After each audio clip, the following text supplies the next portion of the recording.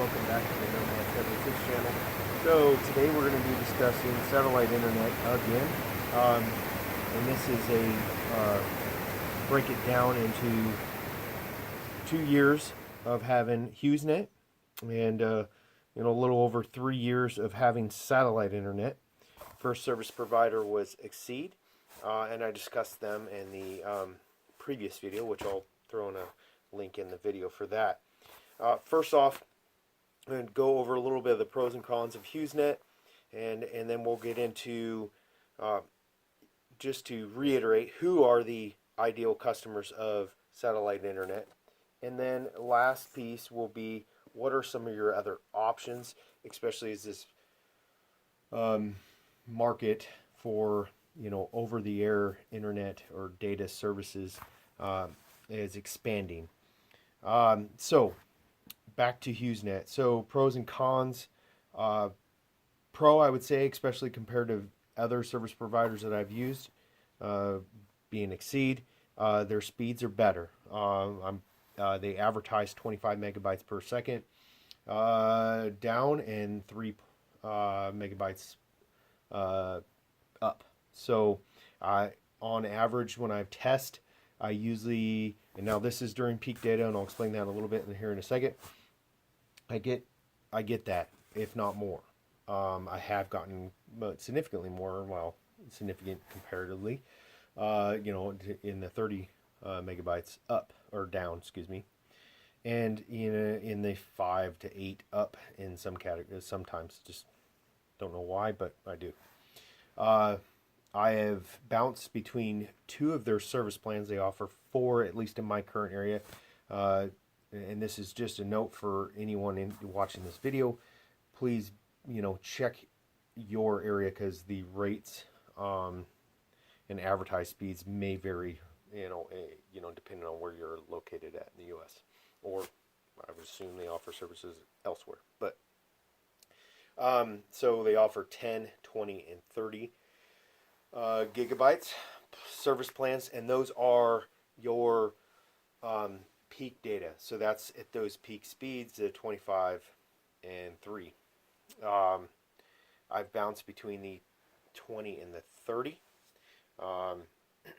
and currently I'm on the 20, and I'm paying $69.99 per month. So kind of like Exceed, they offer a kind of your bonus. I think Hughes calls it bonus bites. Exceed called it Liberty Pass or something like that. So off-peak hours, you get about half of, after you've used your peak data, you get about half of what the speeds so for me, I think it's been on average about 12 to 13 down for from like 11 o'clock at night to 8 o'clock in the morning. So one thing I'll mention in there that I'll throw in a link down below, for satellite internet users, especially if you subscribe to things like Netflix or Amazon Prime, Hulu, any of those type of services. There's a software you can download to your computer. It's called PlayOn, which allows you to link those accounts to that and then download to your laptop. I assume you could do it to a tablet too. I have it on my laptop. And you can schedule it for off-peak hours. So therefore, you can kind of take advantage of those that off-peak time, and then watch the movie later, or TV episodes, or whatever it is that you're trying to download and watch. Kind of a smart way. You could kind of have to do some planning there, but it's worked pretty good for us. So cons, the cost, in that satellite internet in a whole, you're going to pay a premium for what you get. The 30 gig plan, now I'm sure they have promotional rates, but is basically $99 per month. The 50 is $149 per month. In a family of my size, which is 5 with 3 children. We're in today's world, we're data hungry, and we can easily use, and this is balanced right currently between cellular and satellite, 100 to 200 gigabytes per month. So this can be challenging. My wife works, between, a brick and mortar job and remotely from home. So she uses quite a bit. And then there's just recreational use with kids, and then, schoolwork and this and that. So it's one of those things. It can be a challenge.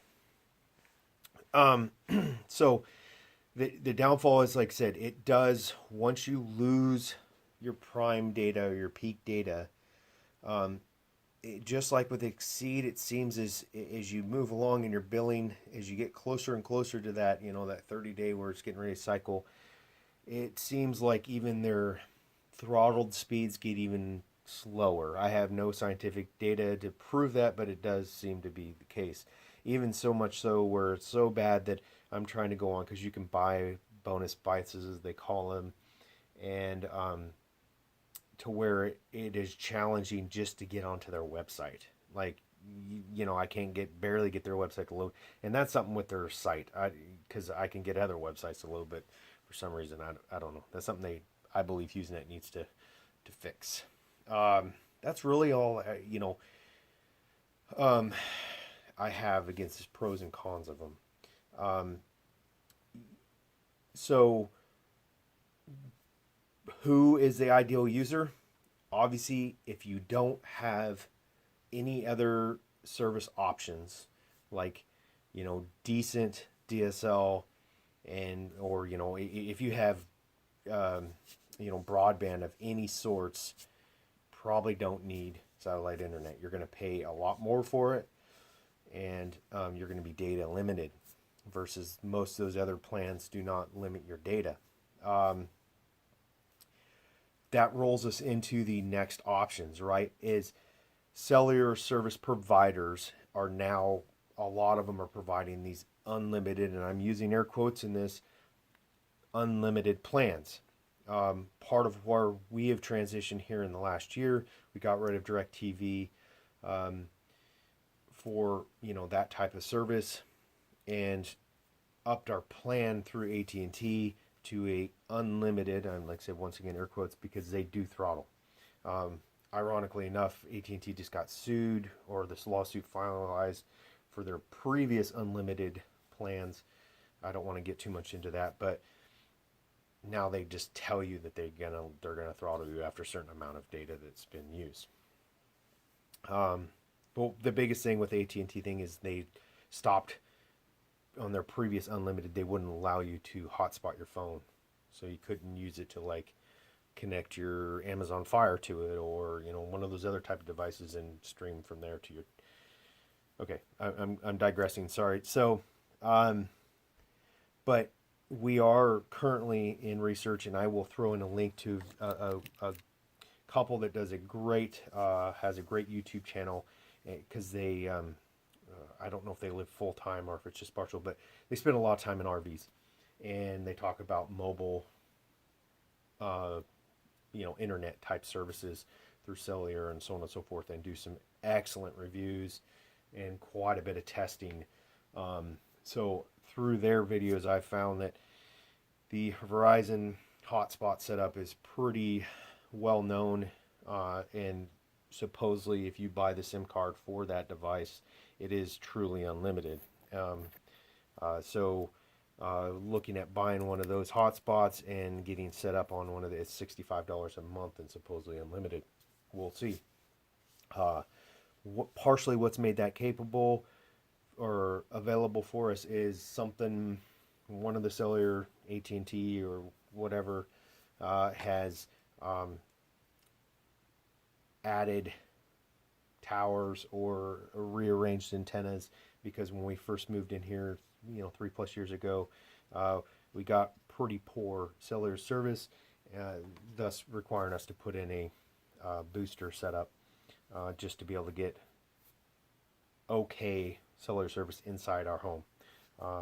So since then, now we get pretty darn good with the booster inside, and you know, excellent service outside. So um, so those options are out there, for those of us that live outside of your normal broadband service areas, and that can extremely vary. Like where I'm at, I am really right outside the city limits, like half a mile or less, and there's nothing. So, you know, and that's just, I know there's different parts of the country that are just like that, and there's somewhere, you know, like uh, one of the areas I grew up in, yes, during most of my childhood, there was no sort of internet service other than dial up.